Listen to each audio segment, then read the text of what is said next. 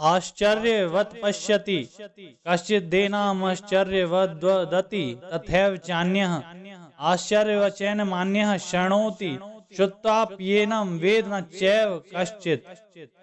इसकी व्याख्या इस प्रकार है। आश्चर्यवत् पश्यति कश्चिदेनम, इस देही को कोई आश्चर्य की तरह जानता है। तात्पर्य कि जैसे दूसरी चीजें देखने, सुनने, पढ़ने और जानने में आती हैं, वैसे इस देही का जानना नहीं होता। कारण कि दूसरी वस्तुएं इदंता से यह करके जानते हैं, अर्थात वे जानने का विषय होती हैं, पर यह देही इंद्रिय मन बुद्धि का विषय नहीं है। इसको तो स्वयं से अपने आप से ही जाना जाता है। अपने आप से जो जानना होता है, यह जानना लौकिक ज्ञान की तरह नहीं होता, अपितु यह विलक्षण होता है। पश्यति पद दो अर्थ के दो पद होते हैं, नेत्रों से देखना और स्वयं के द्वारा स्वयं को जानना। यहाँ पश्यति पद स्वयं के द्वारा स्वयं के विषय में जानने में आया है। स्थूल, सूक्ष्म और कारण, ये तीन शरीर हैं। अन्न जल से बना हुआ स्थूल शरीर है। यह स्थूल शरीर इंद्रियों का विषय है। इस स्थूल शरीर के भीतर 5 ज्ञानेंद्रियां, 5 कामेंद्रियां, 5 प्राण, मन और बुद्धि, इन 17 तत्वों से बना हुआ सूक्ष्म शरीर है। यह सूक्ष्म शरीर इंद्रियों का विषय नहीं है, अपितु बुद्धि का विषय है। जो बुद्धि का विषय नहीं है, जिसमें प्रकृति स्वभाव रहता है, वह कारण शरीर है। इन दोनों शरीरों पर विचार किया जाए तो यह स्थूल शरीर मेरा स्वरूप नहीं, क्योंकि यह प्रतिक्षण बदलता है और जानने में आता है। सूक्ष्म शरीर भी बदलना है और जानने में आता है, अतः यह भी मेरा स्वरूप नहीं है, कारण शरीर। इस प्रकार भगवान कहते हैं, अतः कारण शरीर भी मेरा स्वरूप नहीं है। यह देही जब प्रकृति को छोड़कर अपने स्वरूप में स्थित हो जाता है, तब यह अपने आप से अपने आप को जान लेता है। यह जानना सांसारिक वस्तुओं को जानने की अपेक्षा सर्वथा विलक्षण होता है। आश्चर्यवदति तथैव चान्य, ऐसे ही दूसरा पुरुष इस देही का आश्चर्य की तरह वर्णन करता है, क्योंकि यह तत्व वाणी का विषय नहीं है, जिससे वाणी भी प्रकाशित होती है। यह वाणी उसका वर्णन कैसे कर सकती है? जो महापुरुष इस तत्व का वर्णन करता है, वह तो शाखा चंद्रान्याय की तरह वाणी से इसका केवल संकेत ही करता है, जिससे सुनने वाले का इधर लक्ष्य हो जाए। दूसरा कोई इस देही को आश्चर्य की तरह सुनता है। तात्पर्य कि सुनने वाला शास्त्रों की, लोकांतरों की जितनी बातें सुनता आया है, उन सब बातों से इस देही की बात विलक्षण मालूम देती है। कारण कि दूसरा जो सुन रहा है, वह सब का सब इंद्रियों, मन, बुद्धि आदि का विषय है, परंतु इस देही इंद्रियां आदि का विषय नहीं है, अपितु यह इंद्रियां आदि के विषय को प्रकाशित करता है। अतः इस देही की विलक्षण बात यह आश्चर्य की तरह सुनता है। इसको सुन करके कोई नहीं जानता। इसका तात्पर्य यह नहीं है कि उसने सुन लिया तो अब जानेगा ही नहीं। इसका तात्पर्य यह है कि केवल सुन करके, सुनने मात्र से इसको कोई नहीं जान सकता। सुनने के बाद जब वह स्वयं उसमें स्थित होगा, तब वह अपने आप से ही अपने आप को जानेगा। अपने आप से ही अपने आप को जानने की बात गीता में कई जगह आई है, जैसे कि आत्म ये वात्मन तुष्ट स्थित प्रज्ञाद दोच्यते यदत्वा मरतिरेव स्यादातृप्तश्च मानवः आत्म येव च संतुष्टस्य कार्य न विधते यत्र चैवात्मनां पश्यन्नात्मनि तुष्यति यदन्तो योगिनश्चैनं पश्यन्त्यात्मन्यवस्थितम्। यहाँ कोई कहे कि शास्त्रों और गुरुजनों से सुनकर ज्ञान तो हो जाता ही है, फिर यहाँ सुन करके भी कोई नहीं जानता, यह कैसे हो सकता है? इस विषय पर थोड़ी गंभीरता से विचार करके देखें तो शास्त्रों पर श्रद्धा स्वयं शास्त्र नहीं कराते और गुरु जनों पर श्रद्धा स्वयं गुरुजन नहीं करते, किंतु साधक स्वयं ही शास्त्र और गुरुजनों पर श्रद्धा विश्वास करता है। स्वयं ही उनके सम्मुख होता है। अगर स्वयं के सम्मुख हुए बिना ही ज्ञान हो जाता तो आज तक भगवान के बहुत अवतार हुए हैं, बड़े बड़े जीवन मुक्त महापुरुष हुए हैं, उनके सामने कोई अज्ञानी रहना ही नहीं चाहिए था। अर्थात सबको तत्व ज्ञान हो जाना चाहिए था, पर ऐसे देखने में नहीं आता। अब तक देह और देही का जो प्रकरण चल रहा था उसका आगे के श्लोक में उपसंहार है। देही नित्य मवधियो यम देही सर्वस्य भारत तस्मात् सर्वाणि भूतानि न त्वं शोचितुमर्हसि। मनुष्य, देवता, पशु, पक्षी, कीट, पतंग आदि स्वमवर जंगम संपूर्ण प्राणियों के शरीरों में यह देही नित्य अवध्य अर्थात अविनाशी है। शब्द के दो अर्थ होते हैं, इसका वध नहीं करना चाहिए और इसका वध हो ही नहीं सकता। जैसे गाय अवध्य है, अर्थात कभी किसी भी अवस्था में गाय को नहीं मारना चाहिए, क्योंकि गाय को मारने में बड़ा भारी दोष है, पाप है। परंतु देही के विषय में देही का वध नहीं करना चाहिए, ऐसी बात देही का वध नहीं करना चाहिए ऐसी बात नहीं है, अपितु देही का वध अथवा नाश कभी किसी भी तरह से नहीं हो ही नहीं सकता और कोई कर भी नहीं सकता। इसलिए तुम्हें किसी भी प्राणी के लिए शोक नहीं करना चाहिए, ऐसा भगवान बोलते हैं, क्योंकि इस देही का विनाश कभी हो ही नहीं सकता। और यह सर्वाणि भूतानि पद में बहुवचन देने का आशय है कि कोई भी प्राणी बाकी ना रहे, अर्थात किसी भी प्राणी के लिए शोक नहीं करना चाहिए।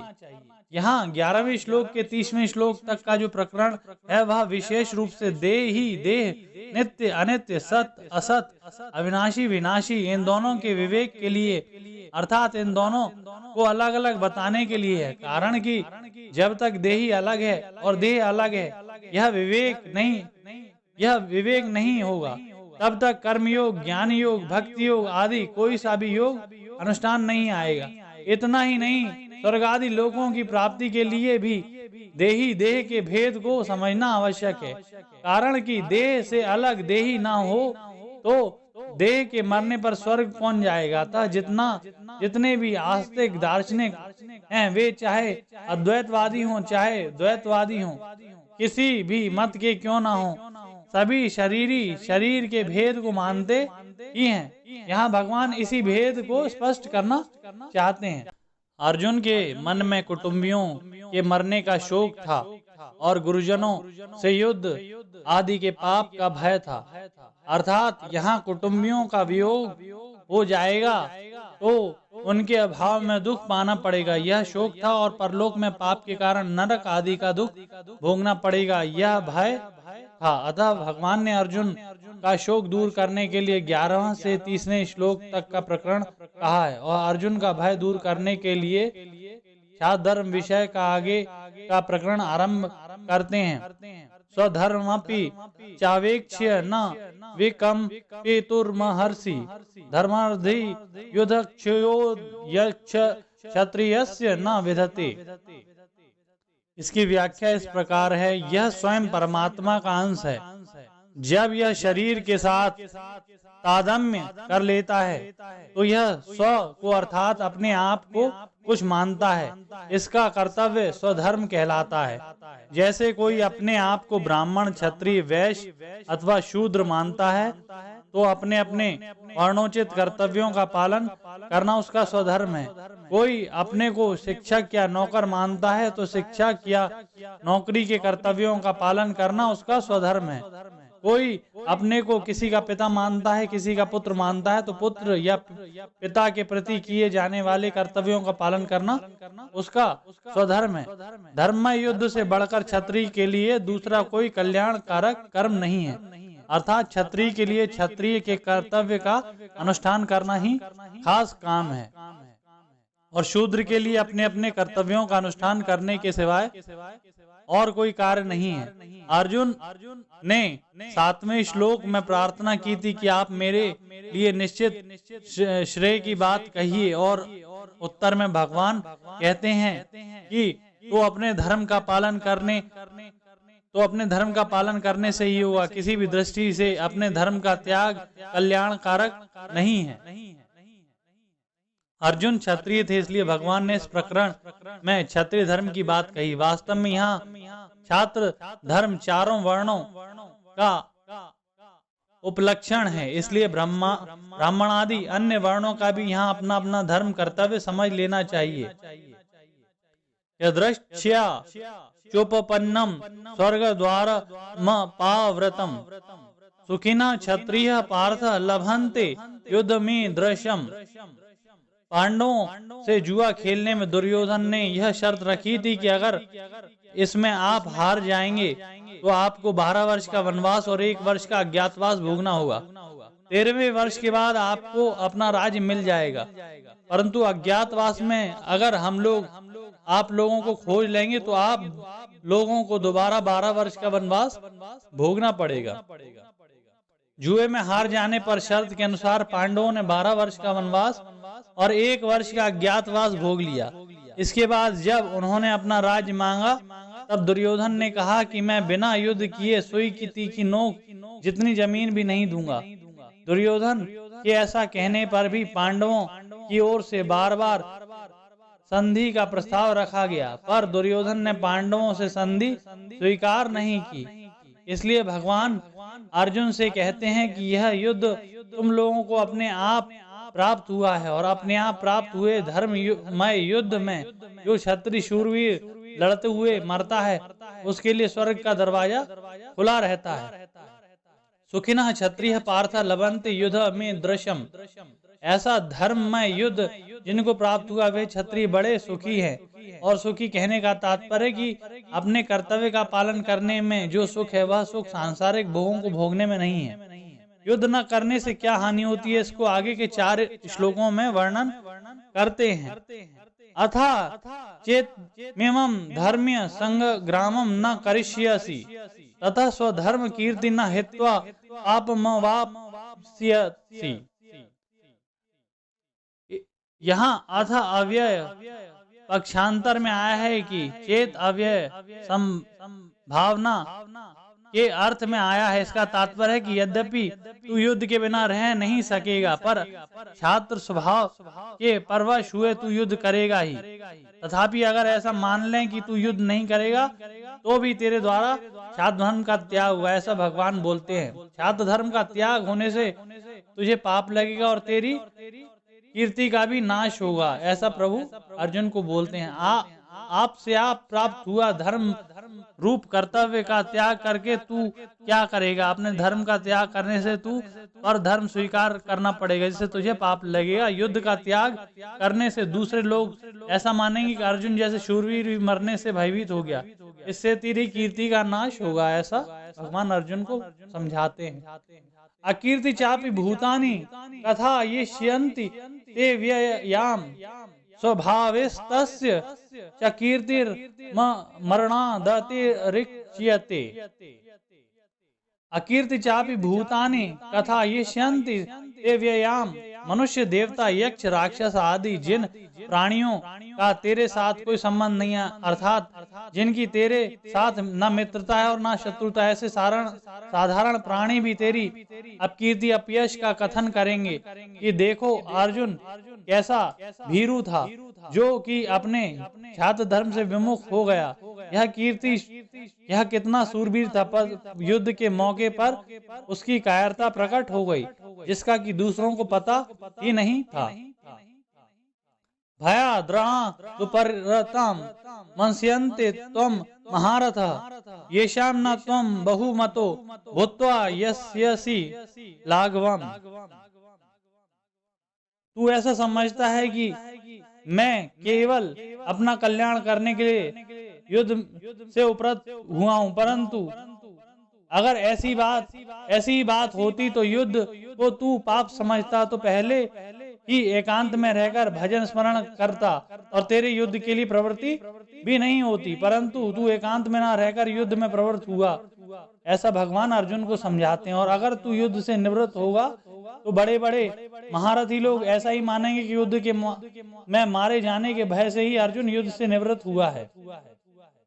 अवाच्य वादांश बहुन वदिष्यन्ति तवाहितः निंदस्तव समर्थ्य ततो दुःखतरम नु किम। अहम नाम शत्रु का है, अहित नाम शत्रु का है, अहित करने वाले का है। तेरा जो दुर्योधन, दुशासन, कर्ण आदि शत्रु हैं, तेरे वैरी न रखने पर भी वे स्वयं तेरे साथ वैर रखकर तेरा हित करने वाले हैं। ये तेरी सामर्थ्य को जानते हैं। ऐसा भगवान अर्जुन को समझाते हैं कि यह बड़ा भारी शूरवीर है। ऐसा जानते हुए भी वे तेरी सामर्थ्य की निंदा करेंगे कि यह तो कायर निकला, और देखो यह युद्ध के मौके पर हो गया ना अलग, और यह हमारे सामने टिक सकता है क्या? क्या यह हमारे साथ युद्ध कर सकता है? इस प्रकार तुझे दुख करने के लिए, तेरे भीतर जलन पैदा करने के लिए जाने कितने ना कहने लायक वचन कहेंगे, और वचनों को तू कैसे सहेगा? ऐसा भगवान अर्जुन को समझाते हैं। इससे बढ़कर अत्यंत भयंकर दुख क्या होगा, क्योंकि यह देखा जाता है कि जैसा मनुष्य तुच्छ आदमियों के द्वारा तिरस्कृत होने पर अपना तिरस्कार सह नहीं सकता और अपनी योग्यता से, अपनी शूरवीरता से अधिक काम करके मन मिटाता है, ऐसा ही जब शत्रुओं के द्वारा तेरा सर्वथा अनुचित तिरस्कार हो जाएगा, तब उसको तू सह नहीं सकेगा और तेजी में आकर युद्ध के लिए कूद पड़ेगा। पीछे के 4 श्लोकों में युद्ध न करने से हानि बताकर अब भगवान आगे के 2 श्लोकों में युद्ध करने से लाभ बताते हैं। हत्वा प्राप्स्यसि स्वर्ग जित्वा व भोगक्षसे महिम तस्मादुत्तिष्ठ कौन्तेय युद्धाय कृतनिश्चयः। इस अध्याय के 6ठे श्लोक में अर्जुन ने कहा था कि हम लोगों को इसका भी पता नहीं है कि युद्ध में हम इसको जीतेंगे या वे हमको जीतेंगे। अर्जुन के इस संदेह को लेकर भगवान यहाँ स्पष्ट करते हैं कि अगर युद्ध में तुम कर्ण आदि के द्वारा मारे भी जाओगे तो स्वर्ग को चले जाओगे, और अगर युद्ध में तुम्हारी जीत हो जाएगी तो यहाँ पृथ्वी का राज भोगोगे। इस तरह तुम्हारे तो दोनों ही हाथों में लड्डू हैं। तात्पर्य कि युद्ध करने से तुम्हारा दोनों तरफ से लाभ ही लाभ है, और युद्ध न करने से दोनों तरफ से हानि ही हानि है। अतः तुम्हें युद्ध में प्रवृत्त हो जाना चाहिए। यहाँ कौन्तेय संबोधन देने का तात्पर्य है कि जब मैं सानिध्य संधि का प्रस्ताव लेकर कौरवों के पास गया था, तब माता कुंती ने तुम्हारे लिए यही संदेश भेजा था कि तुम युद्ध करो। अतः तुम युद्ध के निवृत्त नहीं होना चाहिए, अपितु युद्ध का निश्चय करके खड़े हो जाना चाहिए। धर्म का पालन करने से लोक परलोक दोनों सुधर जाते हैं। तात्पर्य की कर्तव्य का पालन और अकर्तव्य का त्याग करने से लोक की भी सिद्धि हो जाती है और परलोक भी। सुख दुखे समय कृत्वा लभा लाभो जया जयो ततो युद्धाय युज्यस्व नैवं पापमवाप्स्यसि। कुटुंबियों के मरने से हारने का पाप लग जाएगा, पर भगवान यहाँ कहते हैं कि पाप का हेतु युद्ध नहीं है, अपितु अपनी कामना है। अतः कामना का त्याग करके तू युद्ध के लिए खड़ा हो जा। युद्ध में सबसे पहले जय और पराजय होती है। जय पराजय का परिणाम होता है लाभ और हानि, और लाभ हानि का परिणाम होता है सुख और दुख। जय पराजय में और लाभ हानि में सुखी दुखी होना तेरा उद्देश्य नहीं है। तेरा उद्देश्य तो इन तीनों में सम होकर अपने कर्तव्य का पालन करना है। पूर्व श्लोक में भगवान ने जिस समता की बात कही, आगे के 2 श्लोकों में उसी को सुनने की आज्ञा देते हुए उनकी महिमा का वर्णन करते हैं। एषाम ते विहितः संख्यख्ये बुद्धिर्योगे सुस्मं शृणु बुद्धिया युक्तो यया पार्थ कर्म बंधनम प्रहास्यसि। यहाँ तू पद प्रकरण संबंध विच्छेद करने के लिए आया है, अर्थात पहले सांख्य का प्रकरण कह दिया, अब योग का प्रकरण कहते हैं। यहाँ एशाम पद पुरुष श्लोक में वर्णित समबुद्धि के लिए आया है। इस समबुद्धि का वर्णन पहले सांख्य योग में अच्छी तरह किया गया है। देह देही का ठीक ठीक विवेक होने पर समता में अपनी स्वतः सिद्धि स्थिति का अनुभव हो जाता है। कारण कि देह में राग रहने से ही विषमता आती है। इस प्रकार सांख्य योग में तो समबुद्धि का वर्णन हो चुका है। अब इसी समबुद्धि को तू कर्म योग के विषय में सुन। इमाम कहने का तात्पर्य है कि अभी इस समबुद्धि को कर्मयोग के विषय में कहना है, और यह समबुद्धि कर्मयोग में कैसे प्राप्त होती है, इसका स्वरूप क्या है, इसकी महिमा क्या है, इन बातों के लिए भगवान ने इस बुद्धि को योग के विषय में सुनने के लिए कहा है। अर्जुन के मन में युद्ध करने से पाप लगने की संभावना थी, परंतु भगवान ने मत में कर्मों के विषय बुद्धि राग द्वेष होने से ही पाप लगता है, समबुद्धि होने से पाप लगता ही नहीं। ऐसे संसार में पाप और पुण्य की अनेक क्रियाएं होती हैं, पर उनमें हमें पाप पुण्य नहीं लगते, क्योंकि हमारी समबुद्धि रहती है, अर्थात उसमें हमारा कोई पक्षपात आग्रह राग द्वेष नहीं रहता। ऐसे ही तू समबुद्धि से युक्त रहेगा तो तेरे को भी कोई कर्म बंधन नहीं होंगे। नेहा विक्रम नाशोस्ति प्रत्यवायो न वेधते स्वल्पमव्यस्य धर्मस्य त्रायते महतो भयात्। समबुद्धि समता, इस समबुद्धि समता का केवल आरंभ ही हो जाए तो इस आरंभ का भी नाश नहीं होता। मन में समता प्राप्त करने की जो लालसा उत्कंठा लगी है, यही इस समता का आरंभ होना है। इस आरंभ का कभी अभाव नहीं होता, क्योंकि सत्य वस्तु की लालसा भी सत्य ही होती है। हाँ, ये कहने का तात्पर्य है कि इस मनुष्य लोक में यह मनुष्य ही इस समबुद्धि को प्राप्त करने का अधिकारी है। मनुष्य के सिवाय दूसरे सभी भोग योनियां हैं, अतः इन योनियों में विषमता राग द्वेष का नाश करने का अवसर नहीं है, क्योंकि भोग राग द्वेष पूर्वक ही होता है। यदि राग द्वेष न हो तो भोग होगा ही नहीं, अपितु साधन ही होगा।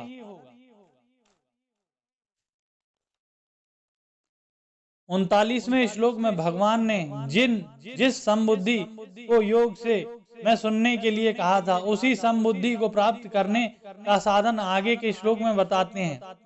व्यवसायात्मिका बुद्धि रे केह कुरु नंदनम बहुशाखा हनंताश्च बुधयो व्यवसाय ये नाम।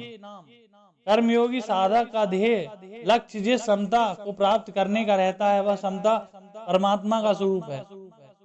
उस परमात्मा स्वरूप समता की प्राप्ति के लिए अंतःकरण की समता साधन है, और अंतःकरण की समता में संसार का राग बाधक है। उस राग को हटाने अथवा परम तत्व को प्राप्त करने का जो एक निश्चय है, उसका नाम व्यवसायत्मिका बुद्धि है। व्यवसायत्मिका बुद्धि एक क्यों होती है? कारण कि इसमें सांसारिक वस्तु पदार्थ आदि की कामना का त्याग होता है। यह त्याग एक ही होता है, चाहे धन की कामना का त्याग हो, चाहे मान बढ़ाई की कामना का त्याग करें, परंतु ग्रहण करने में अनेक चीजें होती हैं, क्योंकि एक एक चीज अनेक तरह की होती है। जैसे एक ही मिठाई अनेक तरह की होती है, अतः इन चीजों की कामनाएं भी अनंत होती हैं। अब ये साई मनुष्यों की बुद्धि अनंत क्यों होती है, इसका हेतु आगे के 3 श्लोक बताते हैं। यामिमं पुष्पिताम वाचम प्रवदत्य विपश्चितः वेदवातरतः पार्थ नान्यदस्तीति वादिनः कामात्मानः स्वर्गपराः जन्म कर्म फल प्रदाम क्रिया विशेष बहुलाम भोगैश्च गताम प्रति। ये कामनाओं में इतने रचे पचे रहते हैं कि ये वे कामना रूप ही बन जाते हैं। इसको अपने में और कामना में भिन्नता ही नहीं दिखती। इसका तो यही भाव होता है कि कामना के बिना आदमी जी नहीं सकता, कामना के बिना कोई भी काम नहीं हो सकता। कामना के बिना आदमी पत्थर की तरह जड़ हो जाता है, उसको चेतना भी नहीं रहती। ऐसा भाव वाले पुरुष कामात्मनः हैं। स्वयं को नित्य निरंतर ज्यों का त्यों रखता है, उसमें कभी घटा बड़ा नहीं होता है, पर कामना आती जाती रहती है और घटती बढ़ती है। स्वयं परमात्मा का अंश है और कामना संसार के अंश को लेकर है। अतः स्वयं और कामना ये दोनों सर्वथा अलग अलग हैं, परंतु कामना में रचे पचे लोगों को अपने स्वरूप का अलग भान ही नहीं होता। स्वर्ग में बढ़िया से बढ़िया दिव्य भोग मिलते हैं, इसलिए उनमें लक्ष्य में स्वर्ग ही सर्वश्रेष्ठ होता है और वे उसकी प्राप्ति रात दिन लगे रहते हैं। यहाँ स्वर्ग परा पद में उन मनुष्यों की बात कही गई है जो वेदों में शास्त्रों में वर्णित स्वर्ग आदि लोकों में आस्था रखने वाले हैं। वेद में कहे हुए सकाम कर्म में प्रीति रखने वाले अर्थात वेदों का तात्पर्य है कि केवल भोगों में और स्वर्ग की प्राप्ति मानते हैं, इसलिए वे वेद वाद रतः हैं और उनकी मान्यता यहाँ के और स्वर्ग के भोगों के सिवाय और कुछ है ही नहीं। अर्थात उनकी दृष्टि में भोगों के सिवाय परमात्मा तत्व ज्ञान मुक्ति भगवत प्रेम आदि कोई चीज है ही नहीं। अतः वे भोगों में ही रचे पचे रहते हैं। भोग भोगना उनका मुख्य लक्ष्य रहता है, जिसमें असत सत असत नित्य अनित्य अविनाशी विनाशी विवेक नहीं। ऐसे अविवेकी मनुष्य वेदों की जिस वाणी में संसार और भोगों का वर्णन है उस पुष्पित वाणी को कहा करते हैं। यहाँ पुष्पिताम कहने का तात्पर्य है कि भोग और ऐश्वर्य की प्राप्ति का वर्णन करने वाली वाणी केवल फूल पत्ती ही है, फल नहीं है। तृप्ति फल से ही होती है, फूल पत्ती शोभा से नहीं। वह वाणी स्थायी फल देने वाली नहीं है। उस वाणी का जो फल स्वर्ग आदि का भोग है वह केवल देखने में ही सुंदर दिखता है, उसमें स्थापना नहीं है। भोगैश्वर्य प्रसन्नाक्तानां तयापहृत चेतसाम व्यवसायात्मिक बुद्धि समाधो न विधीयते। पुरुष लोक में जिस पुष्पित वाणी का वर्णन किया गया है उस वाणी से जिसका चित्त अपहृत हो गया है अर्थात स्वर्ग में बड़ा भारी दुख है, दिव्य नंदन वन है, अप्सराएं हैं, अमृत है, ऐसी वाणी से जिनका चित्त उन भोगों की तरफ खिंच गया है। शब्द स्पर्श रूप रस और गंध ये 5 विषय शरीर का आराम मन और नाम की बढ़ाई है। इसके द्वारा सुख लेने का नाम भोग है। भोगों के लिए पदार्थ रुपए पैसे मकान आदि का जो संग्रह किया जाता है उसका नाम ऐश्वर्य है। इन भोग और ऐश्वर्यों में जिनकी आसक्ति है, प्रियता है, खिंचाव है अर्थात इनमें जिनकी महत्व बुद्धि है और उनको भोगैश्वर्य प्रसन्नाक्ता नाम कहा गया है। किसी बात को पुष्ट करना हो तो पहले और दोनों पक्ष सामने रखकर फिर उनको पुष्ट किया जाता है। यहाँ भगवान निष्काम भाव से पुष्ट करना चाहते हैं। अतः पीछे 3 श्लोकों में सकाम भाव वालों का वर्णन करके अब आगे के श्लोक में निष्काम होने की प्रेरणा करते हैं। त्रिगुणया विषया वेदा ने निस्त्रय गुण यो भावार्जुन निर्द्वंदो नित्य समवस्थो निर्योग क्षेम आत्मवान।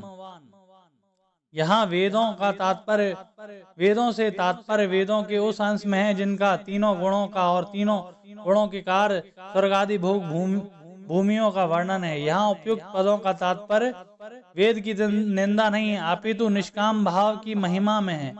जैसे हीरे के वर्णन के साथ साथ कांच का वर्णन किया जाए तो उसका तात्पर्य कांच की निंदा करने में नहीं अपितु हीरे की महिमा बताने में है।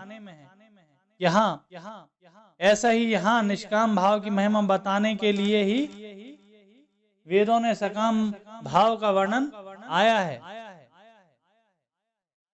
वास्तव में जड़ चेतन सत असत नित्य अनित्य नाशवान अविनाशी आदि का भेद भी द्वंद्व है। योग और क्षेम की चाहना ही द्वंद्व है। द्वंद्व होने से सब कुछ भगवान ही है इस वास्तविकता का अनुभव नहीं होता। कारण कि जहाँ सब कुछ भगवान ही है तो फिर जड़ चेतन आदि का द्वंद्व कैसे रह सकता है। इसलिए भगवान ने अमृत और मृत्यु सत और असत दोनों ही को अपना स्वरूप बताया है। अमृतम च मृत्युश्च सदश्च अर्जुन। 3 गुणों से रहित निर्द्वंद आदि में हो जाने से क्या होगा इसे आगे के श्लोक में बताते हैं। यावानार्थ उदपाने सर्वतः समूह दके तावान सर्वेषु वेदेषु ब्रह्मणस्य विजानतः। जल से सर्वथा परिपूर्ण स्वच्छ निर्मल महान सरोवर के प्राप्त होने पर मनुष्य को छोटे छोटे जलाशयों की कुछ भी आवश्यकता नहीं रहती।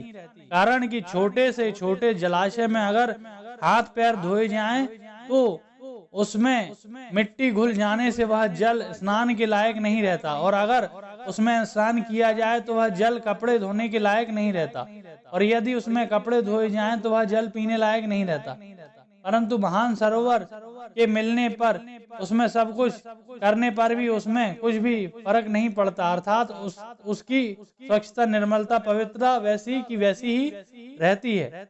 सांसारिक भोग का अंत नहीं है, अनंत ब्रह्मांड है और उसमें अनंत तरह के भोग हैं, परंतु उनका त्याग कर दें, उनसे असंग हो जाए तो उसका अंत आ जाता है।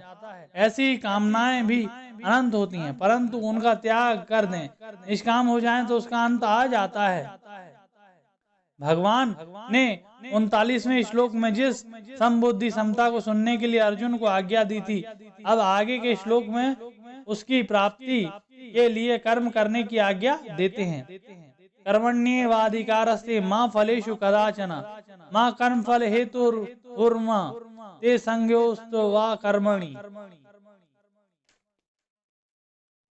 प्राप्त कर्तव्य कर्म का पालन करने में ही तेरा अधिकार है, ऐसा भगवान बोलते हैं। इसमें तू स्वतंत्र है, कारण कि मनुष्य कर्म योगी है।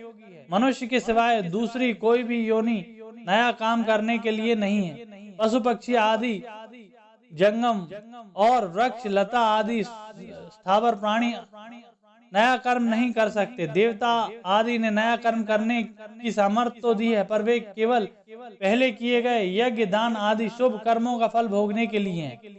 वे भगवान के विधान के अनुसार मनुष्यों के लिए कर्म करने की सामग्री दे सकते हैं, पर केवल सुख भोगने के लिए लिप्त रहने के कारण स्वयं नया कर्म नहीं कर सकते। नरकीय जीव भी भोग योनियों होने के कारण अपने दुष्कर्म का फल भोगते हैं, नया कर्म नहीं कर सकते। नया कर्म करने में तो केवल मनुष्य का ही अधिकार है। भगवान ने सेवा रूप नया कर्म करके केवल अपना उद्धार करने के लिए यह अंतिम मनुष्य जन्म दिया है। अगर यह कर्मों को अपने लिए करेगा तो बंधन में पड़ जाएगा, और अगर कर्मों को ना करके आलस्य प्रमाद में पड़ा रहेगा तो बार बार जन्मता मरता रहेगा। अतः भगवान कहते हैं कि केवल सेवा रूप कर्तव्य कर्म करने में ही अधिकार है। कर्माणि पद में एक वचन देने का तात्पर्य है कि मनुष्य को देश, काल, घटना, परिस्थिति आदि को लेकर शास्त्रोक्त कर्म को अलग होने पर एक समय में एक मनुष्य किसी एक कर्म को तत्परता पूर्वक कर सकता है। जैसे क्षत्रिय होने के कारण अर्जुन के लिए युद्ध करना, दान देना आदि कर्तव्य कर्म का विधान है, पर वर्तमान में युद्ध के समय वह एक युद्ध रूप कर्तव्य कर्म ही कर सकता है, दान आदि कर्तव्य नहीं कर सकता। पूर्व श्लोक में कर्म करने की आज्ञा देने के बाद अब भगवान कर्म करते हुए सम रहने का प्रकार बताते हैं। योगस्थः कुरु कर्माणि संगम त्यस्तु वा धनंजय सिद्धया सिद्धयोः समो भूत्वा समत्वम योग उच्यते। किसी भी कर्म में, किसी भी कर्म के फल में, किसी भी देश, काल, घटना, परिस्थिति में अंतःकरण, बाह्यकरण आदि प्रकृति वस्तुओं में तेरी आसक्ति ना हो, तभी तू निर्लिप्तता पूर्वक कर्म कर सकेगा। अगर तू कर्म फल आदि किसी भी में भी चिपक जाएगा तो निर्लिप्तता कैसे रहेगी, और यह निर्लिप्तता रहे बिना वह कर्म मुक्तिदायक कैसे होगा। आसक्ति का त्याग का परिणाम क्या होगा? सिद्धि और असिद्धि में समता हो जाएगी। कर्म का पूरा होना अथवा न होना, सांसारिक दृष्टि से उसका फल अनुकूल होना अथवा प्रतिकूल होना, उस कर्म को करने में आदर, निरादर, प्रशंसा, निंदा होना, अंतःकरण की शुद्धि होना अथवा न होना आदि आदि जो सिद्धि और असिद्धि उनमें सम रहना चाहिए। 39वें से 48वें श्लोक में जिस समबुद्धि का वर्णन हुआ है, सकर्म कर्म की उपेक्षा उस समबुद्धि की श्रेष्ठता आगे के श्लोक में बताते हैं। दूरेण ह्वारम कर्म बुद्धि योगाध्वा नंजय बुद्धो शरणमवीक्ष्य कृपणः फल हेतवः। अर्थात बुद्धि योग अर्थात समता की अपेक्षा सकाम भाव से कर्म करना अत्यंत ही निकृष्ट है, कारण कि कर्म भी उत्पन्न और नष्ट होता है तथा कर्मों के फल का भी संयोग और वियोग होता है, परंतु योग नित्य है, उसका कभी वियोग नहीं होता, उसमें कोई विकृति नहीं आती। अतः समता की अपेक्षा सकाम कर्म अत्यंत ही निकृष्ट है। संपूर्ण कर्मों में समता ही श्रेष्ठ है। पूर्व श्लोक में जिस बुद्धि के आश्रय की बात बताई है, अब आगे के श्लोक में उसी बुद्धि का आश्रय का फल बताते हैं। बुद्धि युक्तो जहाँ तीह ओहो सकृत दृष्कृते तस्मा भोगाय युज्यस्व योगः कर्मसु कौशलम। समता युक्त मनुष्य जीवित अवस्था में ही पुण्य पाप का त्याग कर देता है, अर्थात उसको पुण्य पाप नहीं लगते, वह उनसे रहित हो जाता है। जैसे संसार में पाप पुण्य होते ही रहते हैं, पर सर्वव्यापी पापात्मा को वे पुण्य पाप नहीं लगते, ऐसे ही जो समता में निरंतर स्थिर रहता है उसको पुण्य पाप नहीं लगते। अब पीछे के श्लोक को पुष्ट करने के लिए भगवान आगे के श्लोक में उदाहरण देते हैं। कर्मजम बुद्धियुक्ता हिम फलम त्यक्त्वा मनीषिणः जन्म बंध निर्मुक्तः पदम गच्छत नामयम्। जो समता से युक्त हैं वे ही वास्तव में मनीषी अर्थात बुद्धिमान हैं। 18वें अध्याय के 10वें श्लोक में भी कहा है कि जो मनुष्य अकुशल कर्मों से दोष नहीं करता वह और कुशल कर्मों में राग नहीं करता, वह मेधावी बुद्धिमान है। कर्मों के फल के रूप में परिणत होता ही है, उसके फल का त्याग कोई कर ही नहीं सकता। जैसे कोई खेती में निष्काम भाव से बीज बोए तो क्या खेती में अनाज नहीं होगा? बोया तो है, पैदा अवश्य होगा। ऐसे ही कोई निष्काम भाव पूर्वक कर्म करता है तो उस कर्म का फल तो मिलेगा ही, पर वह बंधन नहीं होगा, बंधन कारक नहीं होगा। पूर्व श्लोक में बताए अनामय पद की प्रक्रिया का क्रम क्या है, इसे आगे के 2 श्लोक में बताते हैं। यदा ही मोह का लीलम बुद्धि व्यर्थित ऋष्यति तदा गंतासि निर्वेदम श्रुतस्य च। शरीर में अहंता और ममता करना तथा शरीर संबंधी माता पिता भाई भाभी स्त्री पुत्र वस्तु पदार्थ आदि में ममता करना मोह है। कारण कि इन शरीर में अहंता ममता है ही नहीं, केवल अपनी मानी हुई अनुकूल पदार्थ वस्तु व्यक्ति घटना आदि के प्राप्त होने पर प्रसन्न होना और प्रतिकूल पदार्थ वस्तु व्यक्ति आदि के होने पर उद्विग्न होना, संसार में परिवार में विषमता पक्षपात मत्स्य आदि विकार होना, यह सब के सब कलिल अर्थात दलदल हैं। इस मोह रूपी दलदल में जब बुद्धि फंस जाती है तब मनुष्य किम कर्तव्य विमूढ़ हो जाता है, फिर उसे कुछ सूझता नहीं है। श्रुति विप्रतिपन्नः ते यदा यथा स्याति निश्चला समाधावचला बुद्धिस्तदा योगमवाप्स्यसि।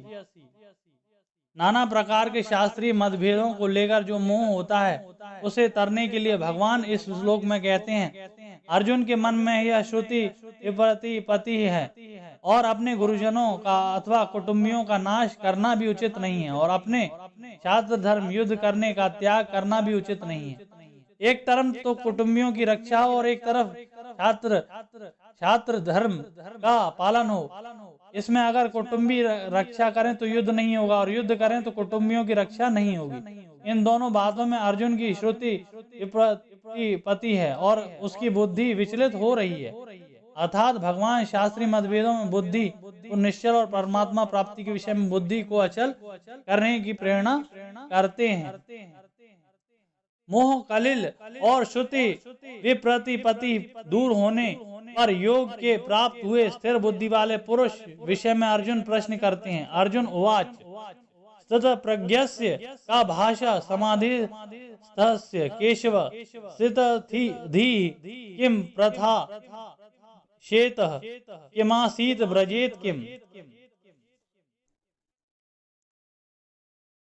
ये यहाँ अर्जुन के स्थित प्रज्ञा विषय में जो प्रश्न किए हैं उन प्रश्नों को पहले अर्जुन मन में कर्म और बुद्धि दूसरे अध्याय के 47वें से 50वें श्लोक को लेकर शंका पैदा हुई है, परंतु भगवान ने अन्य श्लोकों में कहा है कि तेरी बुद्धि मोह कलिल और श्रुति विप्रतिपत्ति को तर जाएगी, अब तू योग को प्राप्त हो जाएगा। यह सुनकर अर्जुन के मन में शंका हुई कि जब मैं योग को प्राप्त हो जाऊंगा तो स्थित प्रज्ञ हो जाऊंगा, तब मेरा क्या लक्षण होंगे। अतः अर्जुन ने अपनी व्यक्तिगत शंका को पहले पूछ लिया और कर्म तथा बुद्धि को लेकर अर्थात सिद्धांत को लेकर जो दूसरी शंका थी उसको अर्जुन सिद्ध प्रज्ञा के लक्षणों का वर्णन होने के बाद पूछ लिया। अगर अर्जुन सिद्धांत का प्रश्न यहाँ श्लोक में ही कर लेते तो स्थित प्रज्ञ के विषय में प्रश्न करने का अवसर बहुत दूर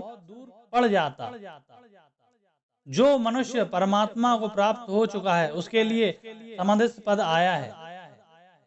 अब भगवान आगे के श्लोक में अर्जुन के पहले प्रश्न का उत्तर देते हैं। श्री भगवान उवाच प्रजाहाति यदा कर्म सवर्न पार्थ मनोगतान आत्मन्येवात्मना तुष्ट स्थित प्रज्ञस्त दोच्यते। जिस साधन के द्वारा सिद्ध होता है उसी साधन से पूर्णता का वर्णन किया जाता है। जैसे भक्ति योग में साधक भगवान के सिवाय और कुछ है ही नहीं, ऐसे अनन्य योग से उपासना करता है। अतः सिद्ध वस्तु वह संपूर्ण प्राणियों में द्वेष भाव से रहित हो जाता है। ज्ञान योग में साधक स्वयं के गुणों से सर्वथा असंबंध और निर्लिप्त देखता है। 14वें अध्याय का 29वां श्लोक अतः सिद्ध अवस्था में वह संपूर्ण गुणों से सर्वथा अतीत हो जाता है। ऐसे ही कर्मयोग में कामना के त्याग की बात मुख्य कही गई है। इसमें इन पदों का तात्पर्य यह हुआ कि कामना ना तो स्वयं में है और ना मन में है। कामना तो आने जाने वाली है और स्वयं निरंतर रहने वाला है। अतः स्वयं में कामना कैसे हो सकती है? मन एक कारण है और उसमें भी कामना निरंतर रहती है, परंतु उसमें आती है मनोगतन। अतः मन में भी कामना कैसे हो सकती है? परंतु शरीर इंद्रियां मन बुद्धि से तादात्म्य होने के कारण मनुष्य मन में आने वाली कामनाओं को अपने में मान लेता है।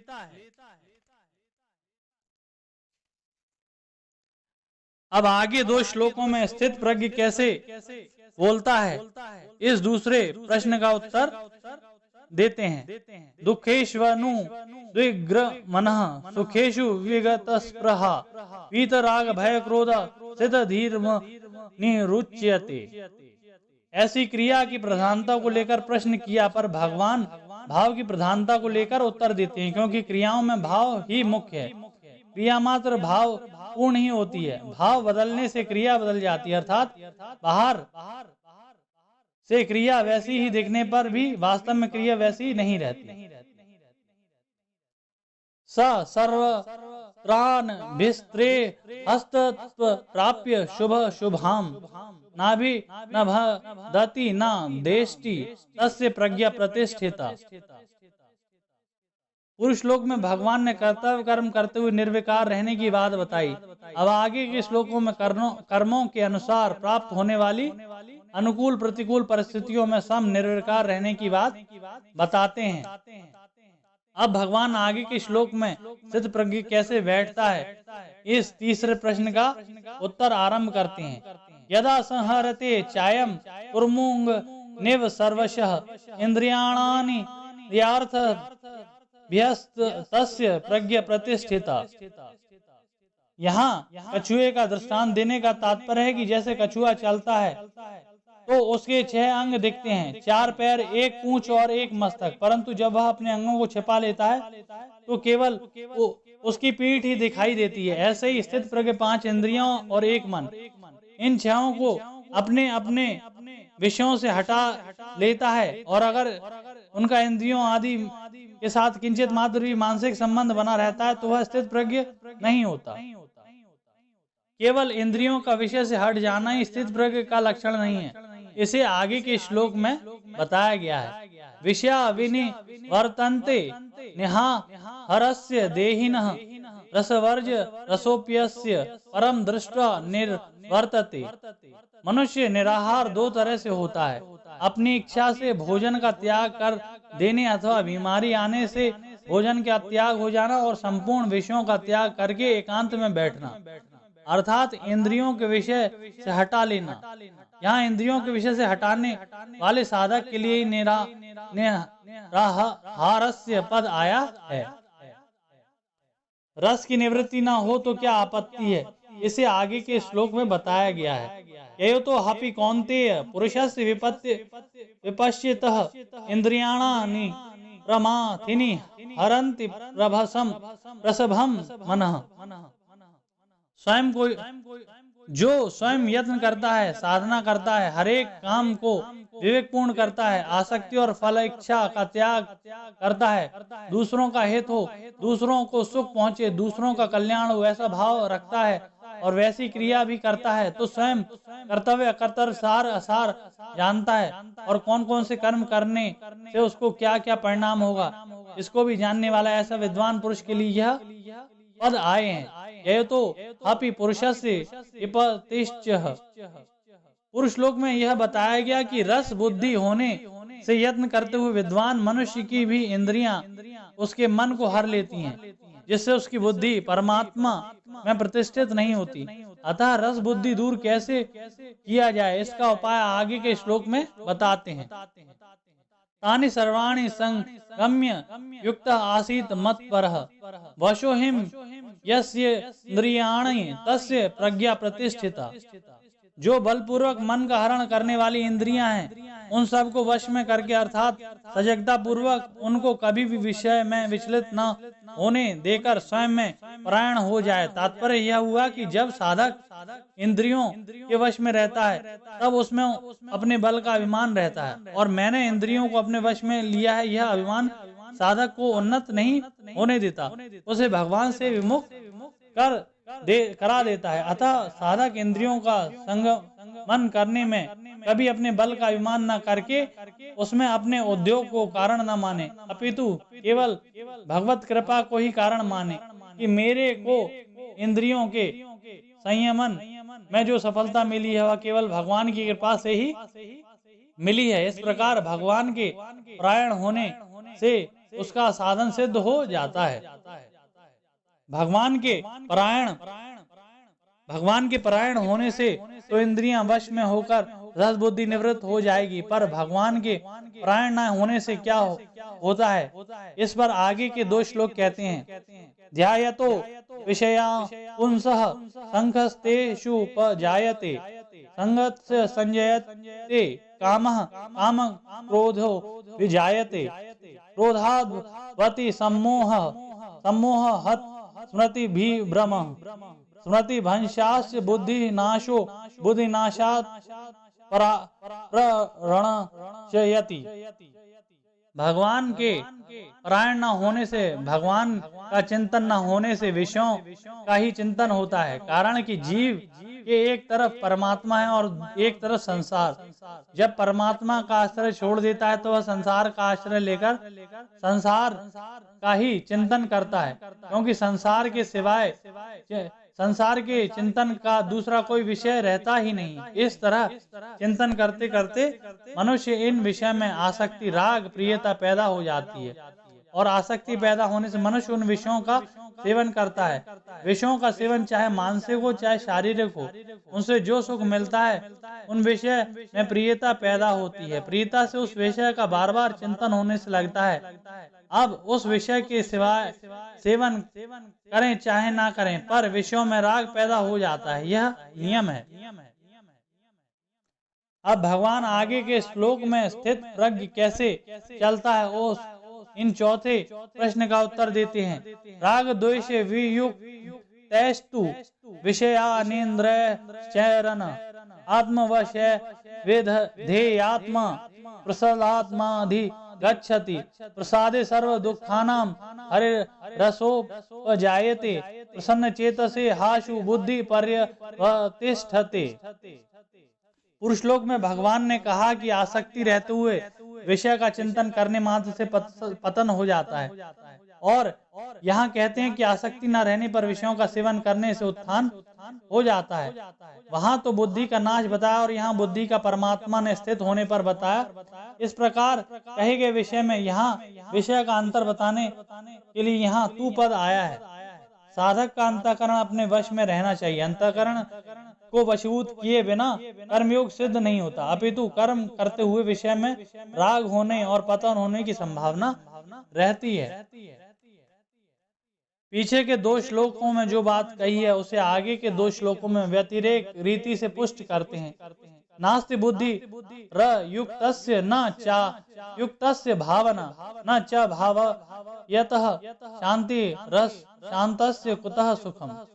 और कर्मयोग में मन और इंद्रियों का संयम करना मुख्य होता है। विवेकपूर्ण संयम किए बिना कामना नष्ट नहीं होती, कामना के नष्ट हुए बिना बुद्धि की स्थिरता नहीं होती। अतः कर्मयोगी साधक को पहले मन और इंद्रियों का संयम करना चाहिए, परंतु जिनका मन और इंद्रियां संयमित नहीं है उनकी बात इस श्लोकों में है। जिसका मन और इंद्रियां संयमित नहीं है, ऐसे अयुक्त असंयमी पुरुष मेरे लिए केवल परमात्मा प्राप्ति ही करनी है, ऐसे एक निश्चय वाली बुद्धि कैसे होती है? कारण कि मन और इंद्रियां संयमित न होने पर उत्पत्ति विनाशील और सांसारिक भोगों और संग्रह में ही लगा रहता है। वह कभी मान चाहता है और कभी सुख आराम चाहता है, कभी धन चाहता है, कभी भोग चाहता है। इस प्रकार उसके भीतर अनेक तरह की कामनाएं होती रहती हैं, इसलिए उसकी बुद्धि एक निश्चय वाली नहीं होती। अयुक्त पुरुष की बुद्धि एक निश्चय वाली क्यों नहीं होती, इसका कारण आगे के श्लोक बताते हैं। इंद्रियाणाम हिम चरताम यन्मनो नो विधीयते तदस्य हरति प्रज्ञाम वायुनार वमि वाम्भसी।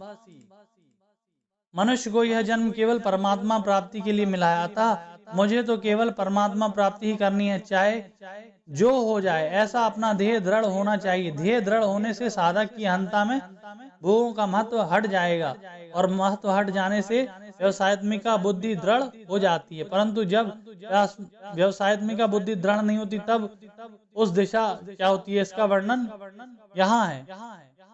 जब साधक कार्य क्षेत्र में सब तरह का व्यवहार करता है तब इंद्रियों के सामने अपने अपने विषय आ ही जाते हैं। अतः उसमें से जिस इंद्री का अपने विषय में राग हो जाता है वह इंद्री मन को अनुगामी बना लेती है, मन को अपने साथ कर लेती है, अतः उनका विषय का सुख भोग करने में लग जाता है। अर्थात मन में सुख बुद्धि भोग बुद्धि पैदा हो जाती है।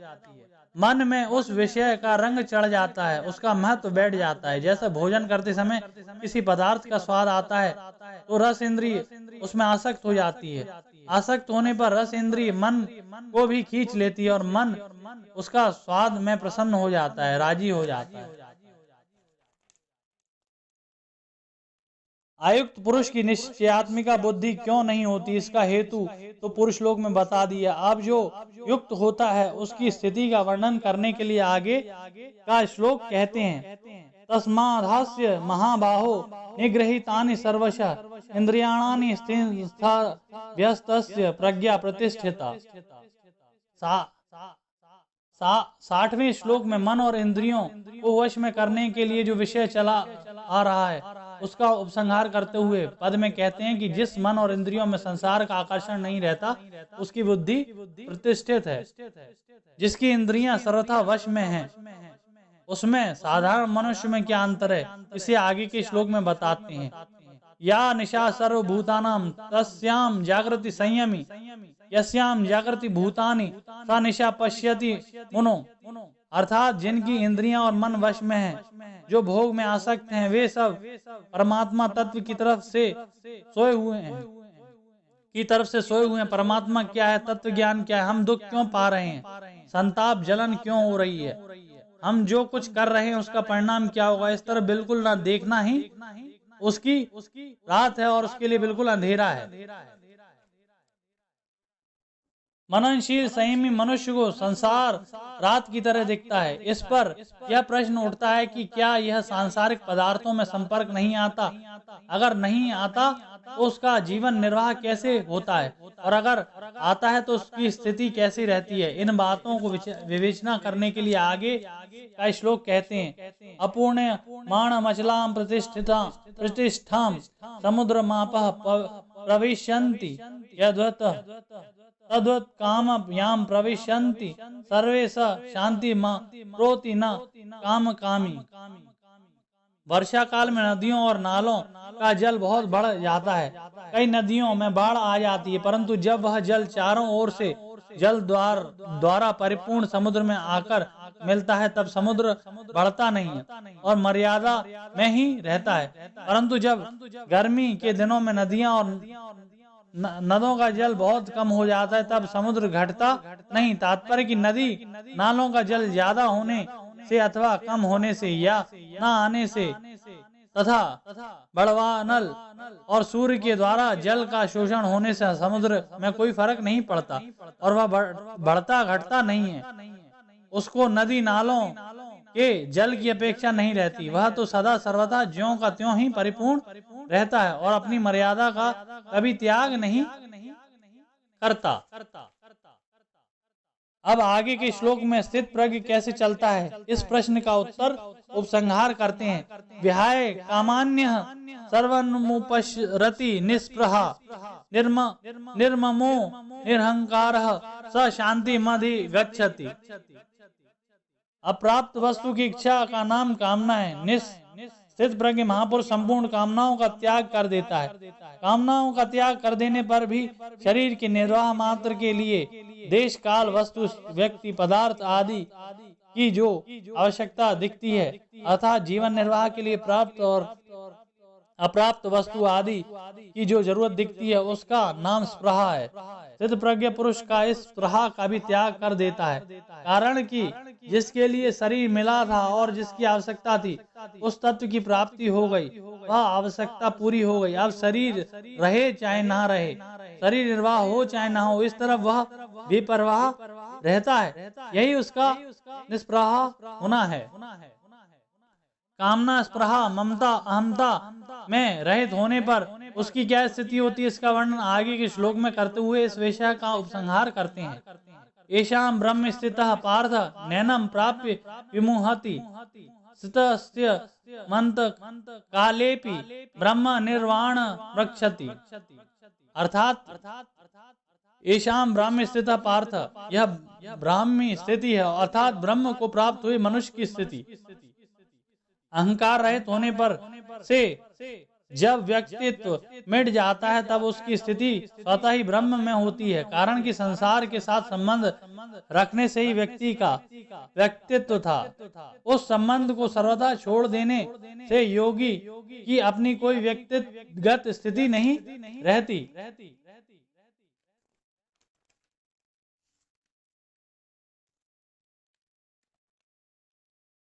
इस प्रकार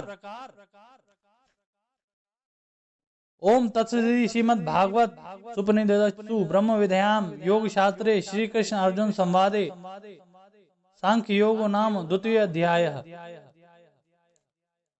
इस प्रकार ओम तत्सदिति इन भगवान नामों के उच्चारण पूर्वक ब्रह्म विद्या और योग शास्त्र में श्रीमद् भागवत उपनिषद श्री कृष्ण अर्जुन संवाद में सांख्य योग नामक दूसरा अध्याय पूर्ण हुआ।